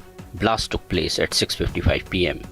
The other key piece of evidence that the car has helped the cops trace is the people involved. Cops said the car was stolen and that its ownership had changed multiple times. The car was originally owned by Salman, who sold it to Devender in March this year. Salman had been detained for questioning. Devender sold it to Amir in October. Amir handed over the car to Dr. Umar. Remember, Amir is important in the scheme of things as he is the common link between this case and the Faridabad terror bust case. As per the cops, Tariq was aware of the handover. The entire day today, multiple investigative agencies, including the Delhi Police and the NIA, visited the blast site outside the Red Fort to collect crucial evidence. Now, the investigative agencies are trying to see whether there were more handlers that were involved in this case. They are also trying to recreate the entire full route from Faridabad to the Red Fort, and apart from that, also trying to see whether this was part of a larger terror conspiracy. But the biggest question is, what was the main target of this Fidain attack that took place outside the Red Fort? Reporting from the blast site here outside the Red Fort, Aditya Rajkol for NDTV. Now, there are obviously many burning questions tonight, but here are just 5 that I've picked out, and I'm sure you're asking these very same questions. The first that Vishnu and I have, is there a Pakistani link to the Delhi terror attack? Now remember, it is a Jaish module that has been linked, Vishnu, to this attack, but no direct link across the border or across the LOC has been established yet in public. There may well be something within our security grid, but it has not emerged so far? That's the first question. Yeah, and just to that point very briefly, because we've got our guests with us as well, I refuse to believe that there is no Pakistani hand in this. Has to be. There is a Pakistani hand. At what time these people were indoctrinated, who was responsible, the linkages that person may have had with somebody in Pakistan, that's going to be very difficult to prove, but that's why we have investigators, and that is their job. The second question we're asking tonight, what will the Cabinet Committee on Security that's scheduled to meet tomorrow at 5:30 p.m., chaired by the Prime Minister, it has all the big ministers, it has the intelligence chiefs, the military chiefs, etc., all sitting around a table and figuring out, taking stock of the situation and figuring out what to do. We won't second guess that, but that's going to be important as well, Vishnu. Prime Minister returns from Bhutan tomorrow, and that's CCS, which is routine whenever something big security related happens in the country. But there will be all eyes on this because of how much has changed since Operation Sindhu. Third question, Vishnu. Under new rules of engagement, and the point over here is when Pahalgam took place, India made it clear that there is no new normal, that Pakistan does something, India doesn't respond. We did Op Sindoor, we hit them extremely hard, and we reiterated that that is the normal. The normal is that India will respond. But again, and I've been saying this since yesterday, if there is some sort of Indian retaliation, it's not going to be knee-jerk. And I think that is important to understand. Don't expect something tomorrow, don't expect something next week either. It might be years potentially before something takes place, because you don't do military strikes, and that's what we're talking about, for the sake of doing military strikes. It has to achieve something tangible. That's right. Remember that when the Pahalgam terror attack happened, Operation Sindoor followed about 2 weeks later. There was no warning, there was no sense of what was going to happen. It came out of the blue, and that is the whole point of India responding at a time and place of its choosing. So we will not second guess on what our military and what our security establishment will do, but it's a question that must be asked because, as Vishnu described, there is a new dynamic in terms of what India's response mechanism is. And our final question tonight, which we will be taking to our guests, are there bigger lessons to be learned from what happened in Delhi 27 hours ago than just the binaries of an attack response metric? Is there something much more troubling at play? The fact that there were white-collar terrorists who were involved in what could have potentially been a much larger attack. Doctors, 5 of them, 6 according to some reports, who've been apprehended by our security agencies, leading to an alarming new dynamic in terms of the kinds of people who are being radicalized and indoctrinated to become terrorists. Let's welcome our guests tonight, Vishnu, because the big question overall, the overall arching question that we're all wondering is what next? Is India going to respond? Not in such a simple way, but what lies in front of India right now? What are the options? What is, what's going to be on our leadership's mind at this point of time, given just 6 months ago, we practically went to war with Pakistan, welcoming Lieutenant General K.J.S. Dhillon, former General Officer Commanding of the 15 Corps in Kashmir, Vikram Singh, former Director General of Police of Uttar Pradesh, and Air Marshal V.P.S. Rana, who's a well-known veteran and a defense analyst. Welcome to all of you. General Dhillon, I'll quickly come to you first, sir. Your reading of where things are at as far as India is concerned. I want to keep this discussion as forward-looking as possible. The investigation into the terror attack is taking place. We'll let the investigators look at, how this all happened, what lapses may have led to it, etc. But from a national security perspective, in a year when Operation Sindoor has just happened, how are you looking at yesterday's attack and what could come next, sir? Good evening, Shiv, and good evening, Vishnu, and fellow panelists and your viewers. First of all, the national security aspects. See what got seized in Faridabad, the 2,900 kgs of ammonium nitrate, 20-odd detonators, 24 remote control units. This whole thing has a typical Jaish-e-Mohammed footprint. The number of times the car was changing hands. Just for the information of viewers, the Pulwama suicide ID blast, the car blast, that particular car, Maruti Eco, had changed hands 7 times. And it was the 8th owner who finally came and blew the car up. And that was again Jaish-e-Mohammed. Now coming back to the 20 detonators and 24 remote control units and 2,900 kgs of ammonium nitrate, that practically means that particular seizure could well have been converted into at least 20 separate bombs or 20 separate IEDs. And this is what has been captured or seized. We don't know, this particular car was not seized, and how many such cars or how many such packages or how many such number of explosives are still out in the open. Okay. If you go by the previous history, the multiple simultaneous attacks used to be, bomb attacks used to happen. Absolutely. General, just give me half a second. May it be otherwise. Let me just take this, my question to Vikram Singh. And sir, my concern in all of this is that we as a country shouldn't believe that whenever there is military action against Pakistan, the tap on terror gets switched off. I think all of us would know that despite Op Sindoor, the possibility of terrorism hitting India was very real. This being the case, what does India do? Do we just knee-jerk and hit them back? Because they can attack us again. What exactly would be the smart way forward? Good evening, gentlemen. Terrorism and engagement with Pakistan are two sides of the same coin.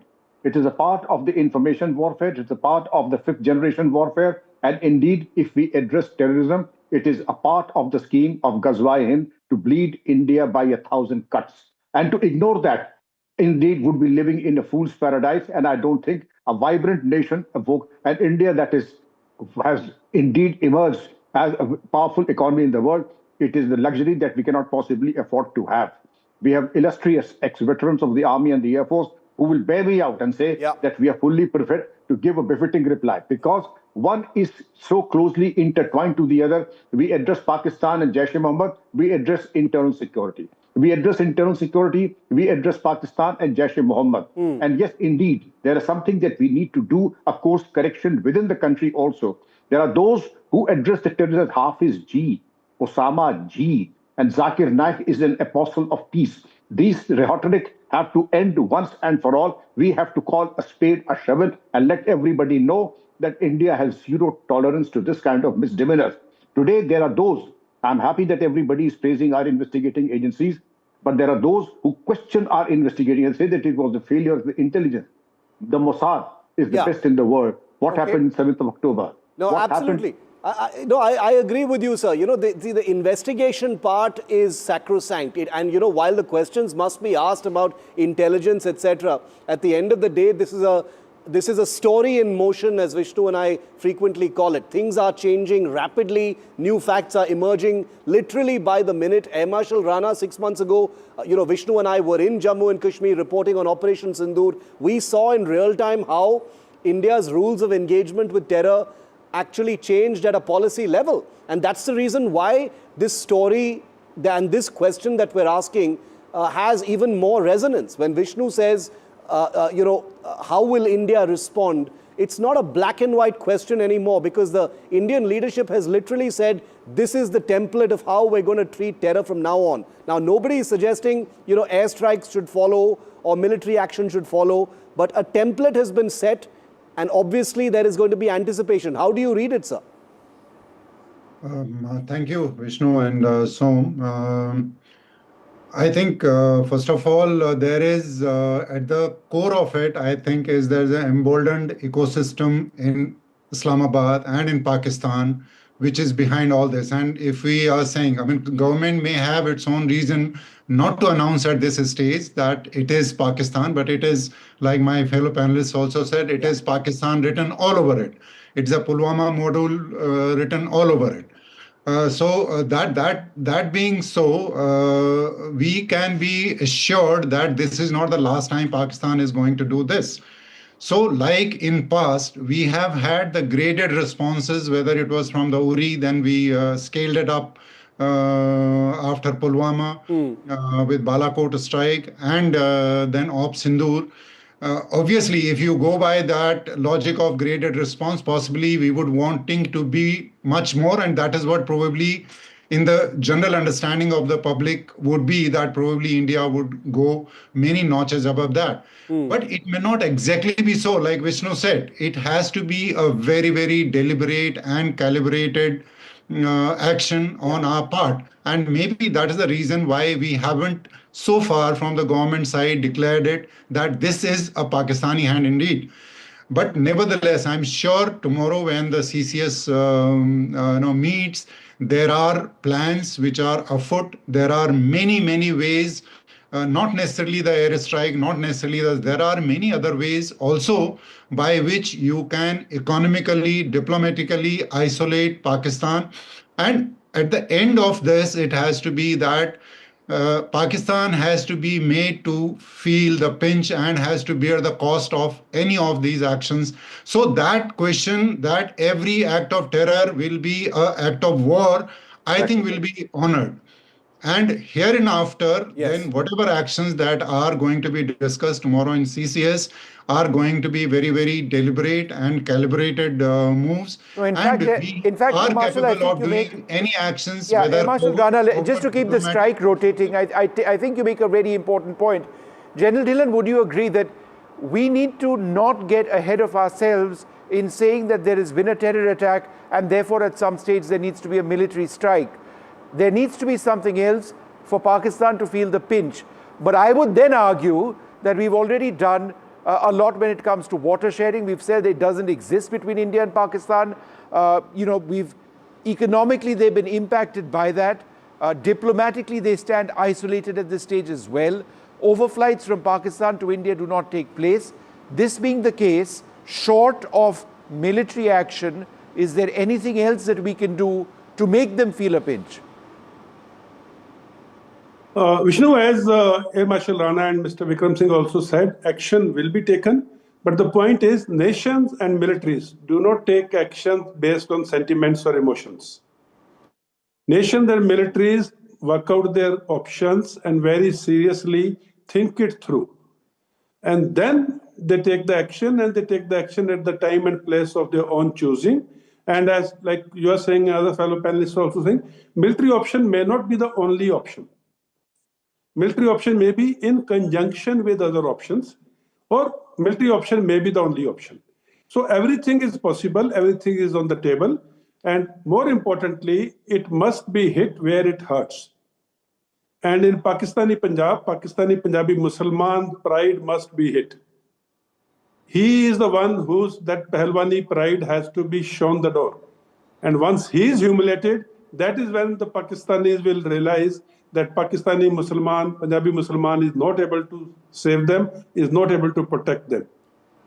But as others have also said, I am very sure this is not the last one for Pakistan, because the internal situation of Pakistan is so bad that to divert attention of the public... All right, I've got some breaking news coming in at this stage. I'm just going to read it out. There's a statement from the External Affairs Ministry spokesperson which has just come out. And Shiv, you might have a little bit more context than I do on this. Yeah. In response to media queries regarding remarks made by the Pakistani leadership, this is what the External Affairs Ministry said. This is the sharpest language I've heard in a while. India unequivocally rejects the baseless and unfounded allegations being made by an obviously delirious Pakistani leadership. It is a predictable tactic by Pakistan to concoct false narratives against India in order to deflect the attention of its own public from the ongoing military-inspired unconstitutional subversion and power grab unfolding within the country. And the international community is well aware of the reality and will not be misled by Pakistan's desperate diversionary ploys. What are they talking about? So this is the context of this, gentleman, in case you're just plugging into this, is there was a blast outside the Islamabad High Court today. There was a big vehicular blast outside the Islamabad High Court today. And obviously, guess who they've blamed for it? It is in context of that you've got the External Affairs Ministry now responding to Pakistan and saying, stop trying to divert and fool your domestic audiences. This is obviously your. Will we do a full program on the use of the words delirious Pakistani leadership? Delirious Pakistani leadership. I've never heard the MEA use the word delirious before, but carry on, Shiv. This is the External Affairs Ministry being, in my view, actually being more mild than necessary when it comes to dealing with the Pakistanis. But who better than the External Affairs Ministry to put things a little mildly? They've got a lot on their hands right now. This wasn't mild, Shiv. Quite to the contrary. And by the way, Vishnu, this blast that took place outside the Islamabad High Court has also killed 12 people. A dozen people have died in that attack as well. It was also a vehicle-based IED that exploded.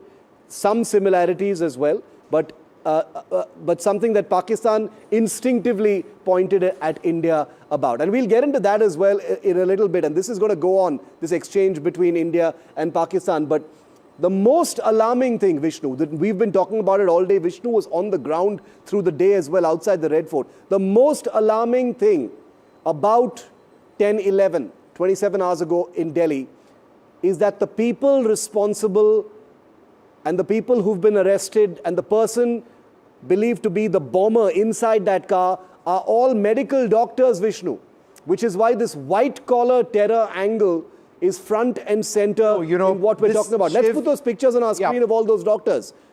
This is known as the Faridabad Jaish-e-Mohammed module. Vishnu, 30 kilometers from where we're sitting is the university that's been raided today, where all of these people actually worked. Can I just say that this is the most horrific aspect of all of this? Obviously, the loss of life is terrible. But the fact that people who have trained for years, who have succeeded in becoming professionals, who have sworn an oath to save lives, decide that they're going to end lives, it reflects an element of radicalization and delirium, I dare say, which is bizarre, which is absolutely tragic. Who, Shiv, was the person who was actually indoctrinating them? We have information. That's right. We've got that breaking. Let me just name all the people on our screen, from my right here. You've got Dr. Adil, you've got Dr. Muzammil, you've got Dr. Shaheen, and you've got Dr. Umar, who is the suicide bomber. But who was training them? Who was facilitating them? Who was indoctrinating them? This is what we're getting from our sources on who could be the blast mastermind. And it is a Kashmiri imam based in Shopian, who is believed now to be the man who was training, brainwashing and indoctrinating these medical students and converting them in some ways into terrorists. The accused frequently showed Jaish-e-Mohammed videos and was actually the man apparently behind what is now known as the Faridabad module of the Jaish-e-Mohammed. It is still scary to say Faridabad module, Vishnu, given that Faridabad is part of the Delhi NCR region. It's part of India's national capital metropolitan area. And just, a point of, adding to what Shiv actually has to say, among the people who have been arrested includes one person who was actually trying to produce ricin. Ricin is a poison, it can be dispersed in the air. He was arrested a few days back in Gujarat. He is also a part of this module. He may not be Faridabad, but all of these doctors were associated and linked. And I dare say the fact that the earlier arrests of at least 4 of them took place meant that people like ul-Mominaat, who was killed in that blast after that IED didn't properly explode, but it did of course kill many people still. It was people like ul-Mominaat who were on the run because of the actions of the police and the ability of these police forces in actually arresting all of the others, interrogating them, and then figuring out that there is almost 3 tons of explosive in that house in Faridabad besides everything else. So an imam named Irfan in Shopian has been apprehended, understood for now to be one of the masterminds, though we can all agree that the real mastermind is sitting across the border inside Pakistan. But I want to bring our guest back in, Vikram Singh, and let's put on our screen right now all of the doctors, all of the medical doctors who've been arrested now as part of this Faridabad module. Mr. Vikram Singh, what is your take on this? This is, this is disturbing at a completely different level. Qualified MBBS graduates, medical doctors, all part of a terrorist module. One of them presumably killed in the strike itself in Delhi yesterday. The other 3, his accomplices who were part of a university between Faridabad and Jammu and Kashmir, Mr. Singh. Gentlemen, I take you to Al-Falah University in Faridabad, and all these 4 accused, 1 deceased and 3 alive, have something to do with Al-Falah University. Al-Falah University, obviously, there's something terribly wrong in the ecosystem of the education system. And as my esteemed co-panelists would bear me out and say that anybody in a university, I'm also heading a private university, and it is the job of the management, the faculty, and everybody in the proctoral board to see what is happening behind the eyeballs of all the students and the faculty. And if there's something devious, if there's something destructive, anti-national, you can know also there are so many ways and there are checks and balances to understand. Obviously, something went horribly wrong. Therefore, Al-Falah University had to explain to the law enforcement what was the reason why all these four people were a part of the Al-Falah University and they did what they had been accused of. Then there has to be certain checks and balances and also course correction when it comes to the radicalization of such people. Radicalization is not a process that happens in 24 hours. It is over a period of time, and the demeanor, the way of dressing, the conversation, everything changes. And I'm sure my esteemed co-panelists will understand what I'm hinting at. The change is so obvious, one literally has to be blind not to see the telltale signs when a person is being radicalized. And that is the time to intervene and see that a course correction happens and the person does not become a ticking time bomb, as in this case. You know, one detail that has also been separately disturbing is among the 6 doctors, there is one sole lady doctor, the lady you see on your screen right now, who's also been arrested from Lucknow, Dr. Shaheen, who is understood to be the head of the Jaish women's module as part of this sleeper cell that has been busted and was responsible for the Delhi attack. Take a look at this story. Troubling details. Dr. Shaheen, part of the Jaish-e-Mohammed Faridabad module, arrested from Lucknow. This is the female doctor who worked at Faridabad's Al-Falah Medical College near the capital. And along with Dr. Umar, who allegedly triggered the blast outside the Red Fort, and Dr. Muzammil, who was hiding nearly 3,000 kgs of explosives, is part of the 10/11 terror conspiracy. It was here the Dr. Shaheen, along with Dr. Umar and Dr. Muzammil, used to work, the Al-Falah Medical College in Faridabad. It was here that her Swift Desire car was recovered with ammunition stacked inside, a network of white-collar terrorists, radicalized on Telegram groups and waiting to strike terror. Dr. Shaheen's father, Syed Ahmed Ansari, has no clue she could be involved in such activities. मैंने आपसे बताया कि वो करीब 1.5 साल हो गए। बात अभी 1 महीने पहले लगे हमसे बात हुई है। शाहीन से।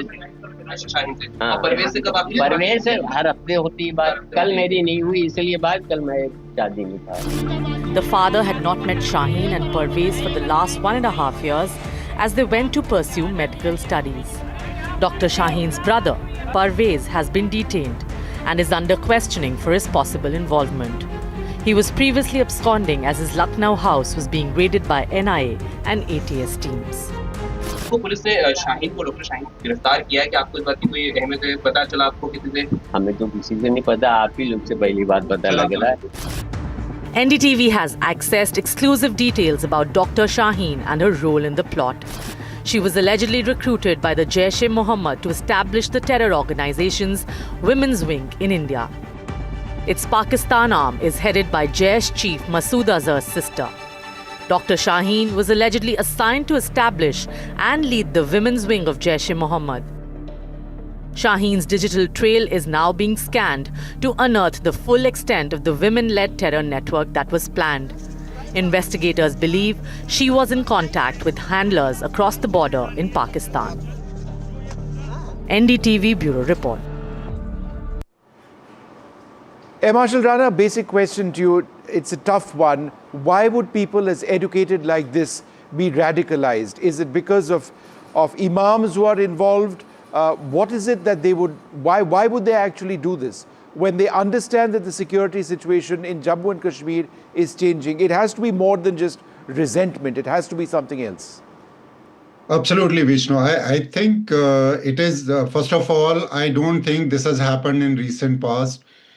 This must have been, obviously, if they are through the medical colleges and through all this, that means this process must have been for a very, very, very long time. And so it is not surprising. We have seen in ISIS, very, very highly educated professionals, engineers, doctors, part of the ISIS as well. Osama bin Laden himself is an example. So it is not about the profession that you are in. Surprising part in this is that the doctors who are supposed to save life are into the business of taking lives. So that is really, really ironical. But so is Imam. He's a man of God and he becomes the agent of death. So it's a big question to get into the root of it. And it is not something that would have happened in few years. It's a very long drawn process. We have seen it through ISIS and various modules of ISIS.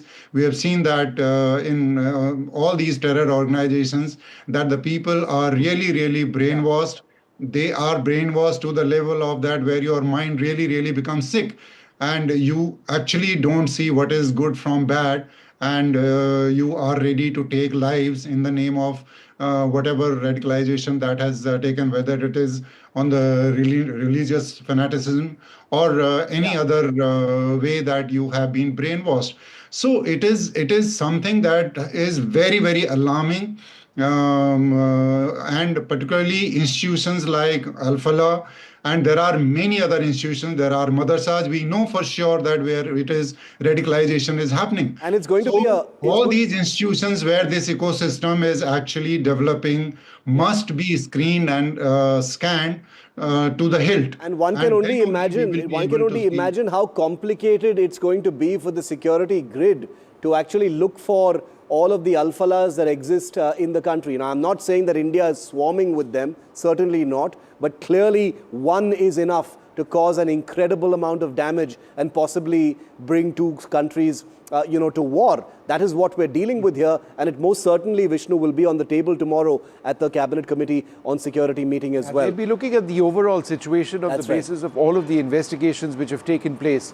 But one of the interesting aspects of what we've been trying to do is to track the trial, the terror trail, as it were, the movement of that Hyundai i20 into the heart of Old Delhi itself. Our colleague Rahisha Sehgal and Malika Malhotra traced the blast trail from Badarpur to Red Fort in a reconstruction of this route. Do take a look.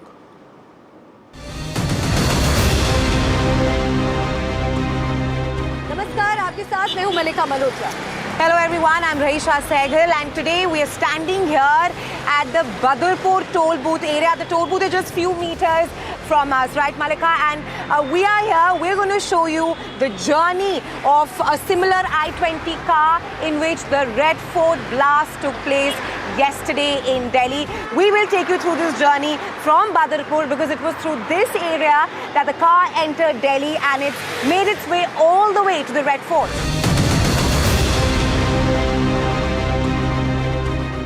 The car entered this area, it entered Delhi through Badarpur at 8:13 a.m. yesterday, and it was also spotted at various other areas in Delhi like the Okhla industrial area at 8:20 a.m.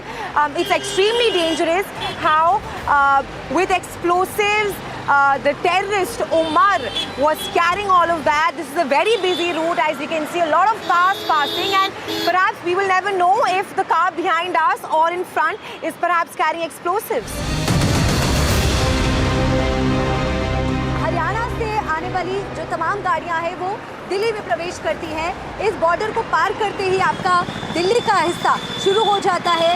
I-20 car का वो सफर यहाँ से शुरू होता है जिसमें विस्फोटक रखा गया था। 10 नवंबर की सुबह बदरपुर बॉर्डर से दिल्ली में ये कार दाखिल होती है और शाम होते होते लाल किले के बाहर धमाका कर देती है। Raisha, Absolutely. This car is perhaps, Malika, the center of attention of the investigation because it has come to the surface that the car changed multiple hands. The car was sold at least 7 times and it was also sold online. Sources are also saying that that Umar was perhaps scared, that he took this step in panic. This was, like we were talking about, after the terror modules in Delhi were busted. आपको पूरा ये रास्ता हम दिखाते हुए चलेंगे जहां से उमर रेड फोर्ट तक पहुंचा. Absolutely, Malika. We are now moving towards the Red Fort. यहाँ देखिए इस मेट्रो स्टेशन को क्रॉस करते हुए जा रहे हैं. सराय मेट्रो स्टेशन आप ये देख पा रहे हैं और हर मेट्रो स्टेशन पर आप देखिए सीसीटीवी कैमरास लगे होते हैं और बहुत चहल पहल भरा ये इलाका है. और खासकर राइशा शाम के वक्त यहाँ पर हम देख सकते हैं कि बहुत से लोग होते हैं जो यहाँ मेट्रो से सफ़र करते हैं. यहाँ देखिए ये रिक्शा का पॉइंट है जहाँ पर लाइन से यहाँ रिक्शा खड़े हुए हैं और बहुत बिजी रूट है. And imagine that you will never know if a car in front of you or rather beside you is rather carrying explosives. Exactly, and there are no checkpoints on the way. ऐसी कोई जगह यहाँ पर नहीं है और हमने देखा कि इवन टुडे ऐसे कोई बैरिकेड्स नहीं है जहाँ पर कार्स को रोका जा रहा है या फिर कार ड्राइवर्स की चेकिंग हो रही हो. तो मुझे लगता है इस बात का भी फ़ायदा इन्होंने उठाया. शायद ये जानते थे इस बात से, ये लोग फेमिलियर थे कि अगर इस रास्ते से वो गुजरते हैं तो उनकी कार को कहीं रोका नहीं जाएगा, उनकी कार की चेकिंग कहीं पर नहीं होगी और इसीलिए शायद उन्होंने रेड फोर्ट की पार्किंग को भी टारगेट किया. The big questions that also come to the surface as to how the car with so many, we don't know in what quantity were the explosives, but how it made its way all the way from Badarpur to the Red Fort area. There are a few barricades here, but they are not being used. इनका इस्तेमाल नहीं किया जा रहा है. यहाँ पर checking हो रही है. ये देखिए कुछ टेम्पोस को यहाँ पर रोक कर इन्हें चेक किया जा रहा है. बिल्कुल. और अब तक जो उमर के बारे में भी जानकारी सामने आई है, जो विभत्स तस्वीरें हमने मौके से देखी हैं, मौके से जो शरीर के टुकड़े मिले हैं, जो हाथ के अवशेष मिले हैं, अब डीएनए टेस्ट से इस बात की पुष्टि होगी कि वो उमर के ही थे या नहीं. और पुलिस ने अब तक 7 आतंकियों को इस पूरे मामले में गिरफ्तार कर लिया है, जिनमें से एक महिला डॉक्टर भी है जिनका नाम डॉक्टर शाहीना बताया जा रहा है, जो भारत में जैश-ए-मोहम्मद की महिला विंग जमात ul-Mominaat चलाती थी. और रईशा, जिस तरह से बड़े खुलासे अब तक इन्वेस्टिगेशन में सामने आए हैं वो वाकई चौंकाने वाले हैं. Umar entered the Red Fort area at around 3:18 p.m. and he did not exit the car even for a second until 6:30. So approximately for 3 hours, Umar was inside the car.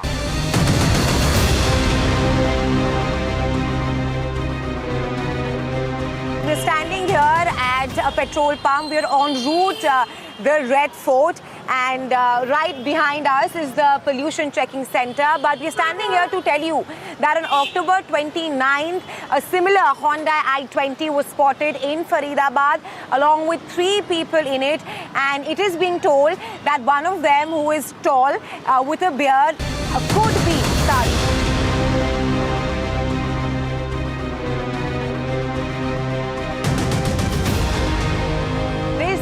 A similar Honda i20 has changed multiple hands. It was sold at least 7 times. Rather, it's also being told that the car was also put on sale online.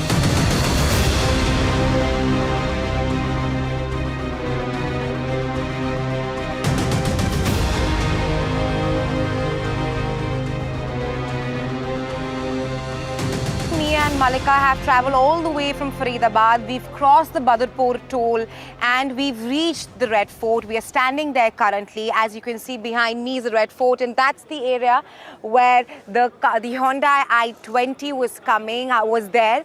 And it reached here at around 3:15 p.m. in the afternoon. It was situated there for at least 3 hours. We've been told that Umar, he did not get out of the car for at least 3 hours, and it was right here that the blast took place, Red Fort, which is supposed to be the heart of Delhi. This is the area which is highly packed. Of course, the area has been cordoned off and it has been closed for tourists as well as of now. अलग अलग पहलुओं से इस पूरे मामले की जांच की जा रही है. दिल्ली में धमाके के तार जम्मू कश्मीर, उत्तर प्रदेश और हरियाणा से जुड़ रहे हैं. कड़ियां जोड़ी जा रही हैं और कई अनसुलझे सवाल हैं जिनका जवाब ढूंढा जा रहा है. सरकार की तरफ से यह आश्वासन दिया गया है कि जो भी दोषी हैं उन्हें बख्शा नहीं जाएगा. This is Malika Malhotra and this is Raisha Sehgal for NDTV. And on NDTV, Vishnu and I and our teams will continue to track all aspects of the investigation, but may we never forget those who were lost in this dastardly terrorist attack. All that's left are grieving families. All that's left are broken homes. All that's left are people who will never forget the loss of their loved ones. We leave you with these images, and I promise that here on NDTV, we will continue to report on 10/11.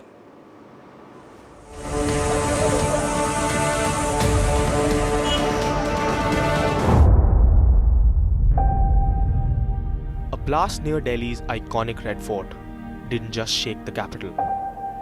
It shattered homes, futures, and 8 families who will never be the same again.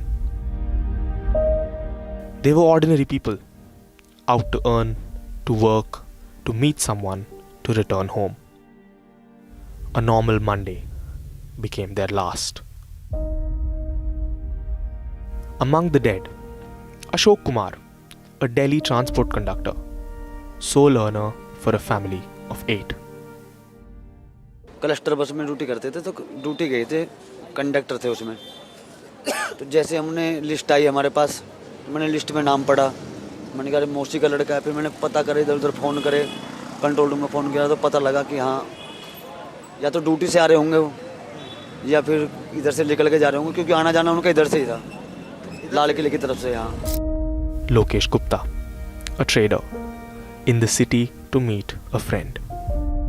वो मेरे पास से ही गए थे sir Gangaram hospital से। मैंने उनको metro में बैठाल करके भेजा था चांदनी चौक के लिए। अच्छा। चांदनी चौक पर जो लड़का है अशोक, जो एक्सपायर कर गया, वो उनको रिसीव करता। अच्छा, जो डीटीसी के क्लस्टर बस के कंडक्टर हैं। हाँ हाँ हाँ, वो रिसीव करता। Mohsin from Meerut came for business, returned wrapped in white. 22-year-old Pankaj Sahni, a cab driver, dropping someone to the station. बस ये है, मेरे बच्चे को इंसाफ मिल जाए। सरकार से यही उम्मीद है। ये तो कह रही छोटे छोटे बच्चे अभी पढ़ ही रहे हैं, और इसीलिए अभी चला भी गया। समय 1:30-2 बजे के करीब सूचना मिली है, वहाँ बम ब्लास्ट हो गया। जब हमें पता लगी तो हम भी तुरंत यहाँ से निकले। वहाँ जाकर देखा तो डेड बॉडी पड़ी थी, और पुलिस वाले कोई अंदर जान नहीं दे रहे थे, इसलिए बाहर दिखाया। Futures stolen in seconds. The blast didn't just pierce the heart of Delhi, it pierced families, now learning to live with a void that can never be filled. Akshita Thomas, NDTV, Bureau Report.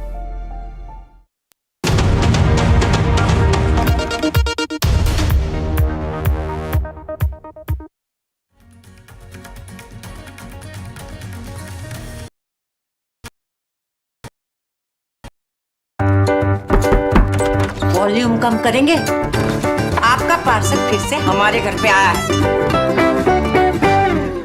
कुछ तो बात है इस दिल में।